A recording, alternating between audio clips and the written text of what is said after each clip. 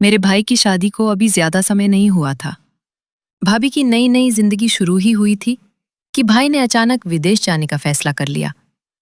जाते समय उसने मुझसे कहा, अब घर में तू ही है, इसलिए अपनी भाभी का ध्यान रखना। मैंने भी हंसकर जवाब दिया कि आप बिल्कुल चिंता मत करो।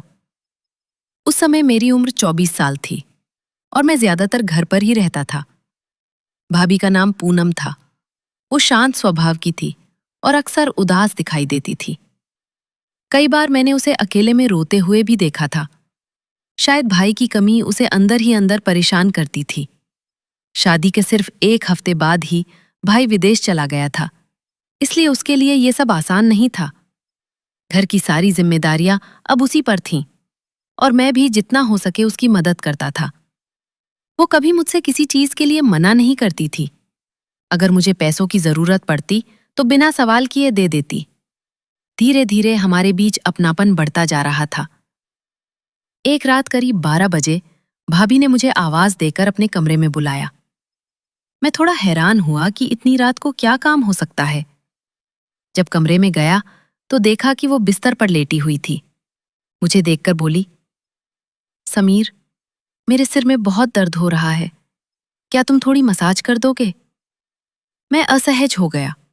समझ नहीं आ रहा था कि क्या जवाब दूं, लेकिन भाई की बात याद थी कि उसका ध्यान रखना है। भाभी ने तेल की शीशी मेरी तरफ बढ़ाई और बोली, बस थोड़ा सा आराम मिल जाएगा।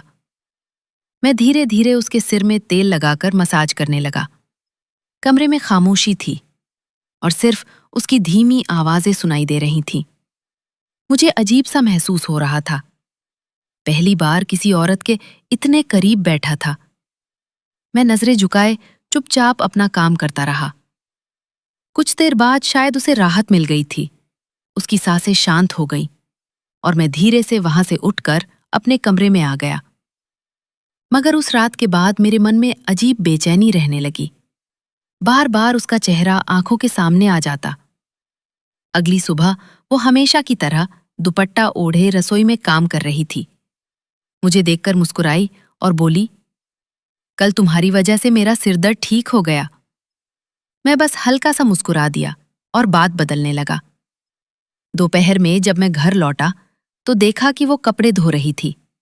भारी बाल्टी उठाकर छत पर ले जाना उसके लिए मुश्किल हो रहा था। मैंने तुरंत आगे बढ़कर बाल्टी पकड़ ली और उसके साथ कपड़े सुखाने लगा। वो पसीने से भीगी हुई थी और काफी थकी लग रही थी। नीचे लौटते समय उसके कदम भी धीमे पड़ गए थे।